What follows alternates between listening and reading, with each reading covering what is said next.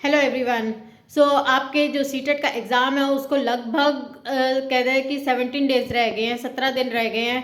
तो अभी आप लोग हैं बहुत ही अच्छे से तैयारी कर रहे होंगे होपफुली। लेकिन मैं आपको वो कुछ बातें बता देती हूँ कि जैसे आखिरी के जो 17 दिन है उसमें आप अपनी प्रिपरेशन कैसे करें।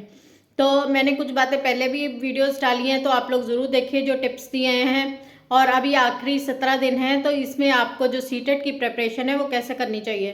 ठीक है, पहले तो मैंने जो सबसे पहली बात बताई थी वो ये बताई थी कि सीटेट जो है वो आप क्वालिफाई कर सकते हैं, लेकिन बिना पढ़े नहीं कर सकते। उसके लिए आपको पढ़ाई तो करनी ही होगी, और कम से कम जो है 7-8 घंटे, अभी जो ये जो आखिरी 17 दिन है कैसे भी करके 7-8 घंटे ज़रूर दीजिए, तभी आप सीटेट क्वालिफाई कर पाएंगे।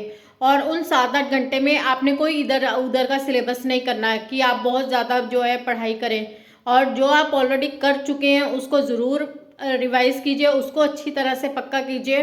और आगे जो है मैंने मेन टॉपिक्स भी बताए थे, आप वो अच्छी तरह से करके जाइए।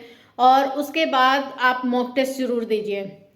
जब आपकी थोड़ी सी मतलब कि आपकी प्रिपरेशन अब तक तो काफ़ी होगी, तो आप बीच बीच में बैठकर मॉक टेस्ट दीजिए, चाहे प्रीवियस ईयर का पेपर कीजिए, कि उसमें आप बिल्कुल जैसे आपने एग्ज़ाम में जाके एग्ज़ाम देना है उसी तरह से वो टेस्ट कीजिए और बाद में चेक कीजिए। और आपको पता चलेगा जितने मार्क्स आप यहाँ पर लेते हैं, अपना घर पे मॉक टेस्ट करके लेते हैं, तो आप ये सोच कर चलिए कि उससे 8-10 नंबर कम ही आएंगे।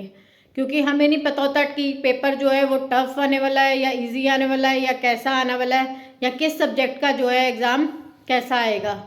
तो कई बार ये भी होता है कि कुछ क्वेश्चंस जो हैं जो कभी नहीं आए वो आ जाते हैं, कि जैसा मेरे टाइम में हुआ था ईवीएस में।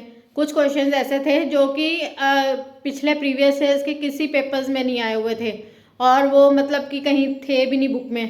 तो इसलिए जो है आप लोग अपनी प्रिपरेशन इस तरह से करके जाइए, अपना सेफ स्कोर रखिए कि अगर आपके यहाँ पर 100 मार्क्स आ रहे हैं, आप घर में जब मॉक टेस्ट देते हैं तो आप ये सोच के चलिए वहाँ 90 तो आ ही जाएंगे। तो इसलिए आप अपना सेफ स्कोर लेके चलिए। तो आप लोग जो है अच्छे से प्रैक्टिस कीजिए और अपनी स्पीड है उसका ध्यान में रखिए। और पहले जो ऑनलाइन एग्ज़ाम हो रहा था, अब ऑफलाइन एग्ज़ाम हो रहा है, तो इसलिए पहले जो थे, जैसे मैंने ऑनलाइन दिया था तो ऑनलाइन प्रैक्टिस मैंने की थी सॉफ्टवेयर पे। तो आप लोग का ऑफलाइन एग्ज़ाम होना है तो आप ऑफलाइन ही प्रैक्टिस कीजिए, क्योंकि दोनों में डिफरेंस है। आप अपना देखिए कि आपका टाइम पे एग्ज़ाम जो है वो आप कंप्लीट कर पा रहे हैं या नहीं कर पा रहे हैं, क्योंकि सीटेट में आपका एक एक नंबर जो है वो मैटर करता है। ठीक है, तो इसलिए, और पेपर आप हमेशा पूरा करके आइए, कोई नेगेटिव मार्किंग नहीं है। तो इसलिए आप जो है क्वेश्चंस सारे ही अटेम्प्ट करके आइए। ठीक है, कोई भी छोड़कर मत आइए। तो अगर आपको आता है, अगर नहीं आता तो भी आप किसी तरह से तुक्का लगाकर वो करके आइए। ठीक है, तो आप लोग ये बातों का ध्यान में रखिए, क्योंकि सीटेट क्वालिफाई करना मुश्किल नहीं है अगर आप अच्छे से पढ़ाई करते हैं, अगर आप प्रॉपर सिलेबस करते हैं, तो आपके लिए सीटेट जो है आप फर्स्ट अटैम्प्ट में भी क्वालिफाई कर सकते हैं। तो ये ऐसे नामुमकिन नहीं है।